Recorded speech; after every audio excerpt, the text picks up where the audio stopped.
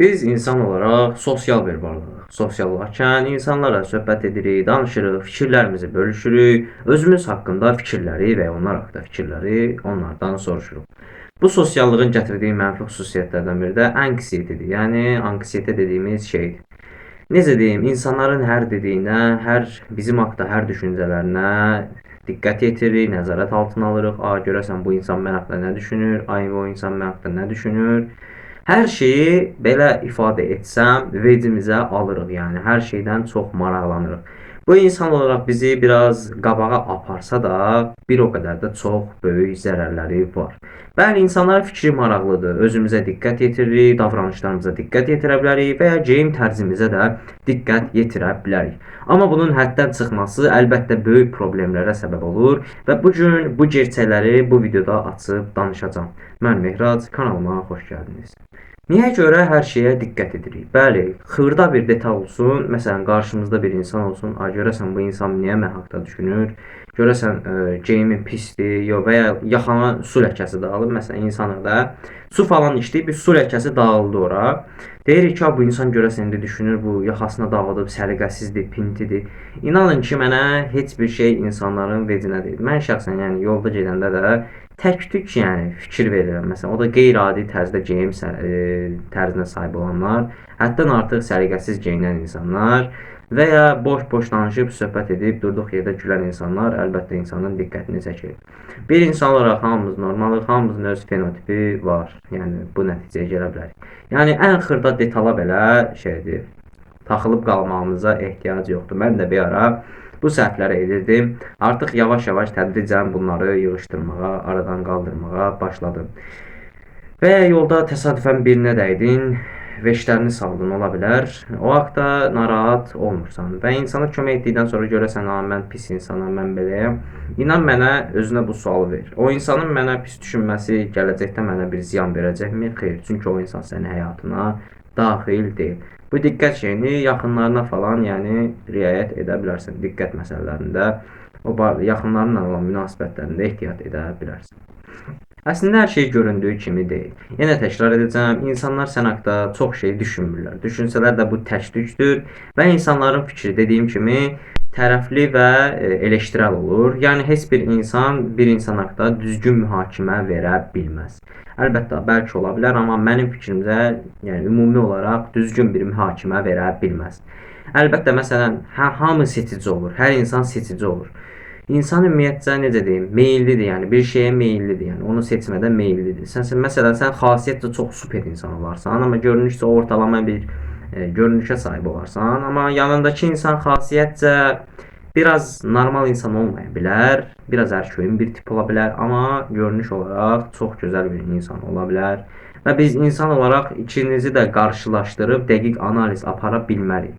İnan mənə, bəlkə də sənin ondan daha çox yaxşı xüsusiyyətin var, amma halbuki seçənlər də sağ tərəfdəkini seçir. Hər şeyi vecinə almaq nəyə gətirib çıxarır? Hər şeyi vecinə almaq insanı o qədər həssaslaşdırır ki, ən xırda bir detalına belə taxılırsan. Bu dediyim kimi o səliqəlik xəstələri falan filan belə şeylərdən də meydana çıxa bilər mənim fikrimcə. Ay ayaqqabımın orasında toz qaldı, ay köynəyimin burasında toz var, nə bilim, xırda bir məsələn köynəyimin üzərində xırda bir deşik olsun və ya bir şey olsun. Və ya nə bilim saçımın burası çıxıb falan və ya nə bilim ətirimin qoxusu biraz pisdir falandır. Belə şeylər, yəni çox primitiv şeylərə də takılmağa gərək yoxdur. Belə olaraq səliqə çox gözəl bir şeydir. Geyim tərzinə diqqət yetirmək çox gözəl bir şeydir. Sənə yaxşı imaj verə bilər. Geyim tərzi haqqında da bir videoda söhbət etmişdim.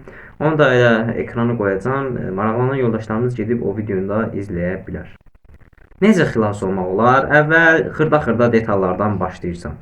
İnsanlar sən haqqda nə düşünür, onlara çox taxılmırsan və taxılmamağa çalışırsan. Öz, necə dediyim kimi, müsbət xüsusiyyətlərini daha çox ön plana çıxarda bilərsən. Bəzi şeylər var ki, sən dəyişdirə bilərsən, bəzi şeylər var ki, sən dəyişdirə bilməzsən. Məsəl üçün, olsun, məsələn, üzündə xallar var, məsələn, məndə də var. Üzündə xalları heç cür dəyişdirmək mümkün deyil. Sən buna nə qədər eləsən də bəlkə əməliyyat yolu ilə olar, amma belə müdaxilə edə bilməzsən.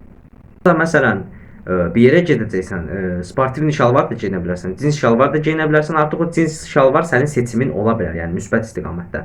Xırda detal dediyim, yəni dəyişdirə bilmədiyimiz şeylərə görə özümüzü pis etməyimizə ehtiyac yoxdur. Məsələn, kök bir insansansa, bu haqda çox da yəni narahat olmayan, Azərbaycanın zaten genəlləməsində kişilərin və ya qadınların çox hissəsi köklükdən əziyyət çəkir. Bu da yenə psixolojik və sosial və fizioloji faktorlarla bağlı, genetik faktorlarla bağlı. Elə insan var rahat arıqlaya bilir, elə insan var kökəlmək istəyir, elə insan var heç arıqlaya bilmir. Bu insandan insana dəyişər. Şəxsən yəni mən arıqlaya bildim deyə bu da mənə özgüvənimdə böyük rol oynadı. Yəni dəyişdirə biləcəyim şeydir. Məsələn, kök bir insansansa, biraz oversize köynək geyinə bilərsən. Dar geyinməyinə gərək yoxdur. Və ya nə bilim, çox arıq bir insansansa, yenə də bu arıqlığından dolayı narahatsansa, bol bir köynək geyinə bilərsən. Nə bilim, musiqi dinləyən zamanda, məsələn, narahat olma ki, ay qulaqcığımdan kimsə mənim musiqimi eşidəcək, ay filan elə, ay filan belə. Hamının zaten bilirsən ki, öz zövqü var, hamının öz düşüncəsi var. Yəni narahat olma, insanların düşündüyü düşüncələrin %100 doğrudur deyə bir fakt səhvdir. Başqa müddəa, düzdür, bura dəxlisi yoxdur, amma yenə də əlavə etmək istədim.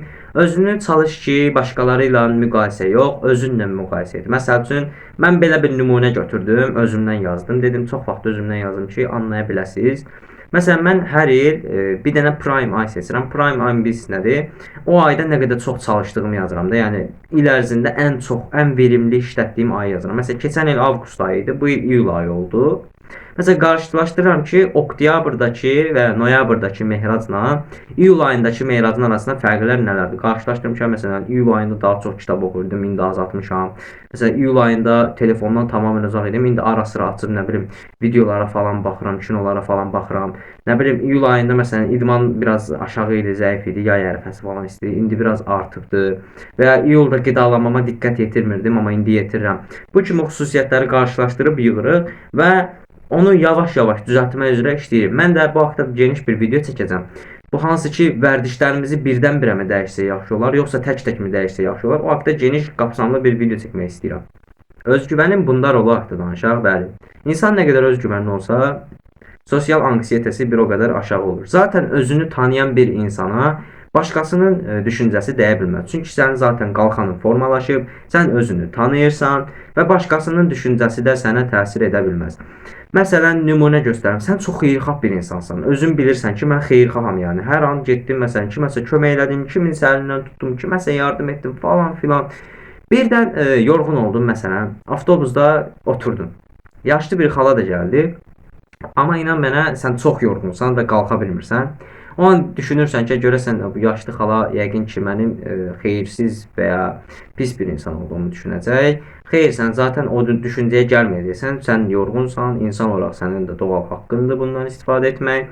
Və sən zaten özünü tanıyırsan. Bilirsən ki, mən zaten hər zaman insanlara yaxşılıq edən bir insanım. Yəni sənə təsir etməyəcək. Bunun üçün də deyərdim ki, vecinə almamaq sənətinin əsas qanunlarından biri şeydir. Özünü yaxşı tanımalısan. Özünü tanımaq üçün yazılı üsuldan, şifahi üsuldan tək özünü sorğu-sual edə bilərsən. Özünü tanımaq, hansı mənfi, hansı müsbət xüsusiyyətlərin var, bunları bir-birindən ayıra bilərsən. Bəli, bugün vecinə almama sənətinin nə olduğu haqda danışdıq. Hər şey vecinə almağın ziyanları, heç bir şey vecinə almamağın ziyanları haqda danışdıq. Müsbət cəhətlər, mənfi cəhətləri müzakirə etdik. Bir də özüm haqda nümunələr də verdim sizə ki, videoyu daha yaxşı anlayasınız.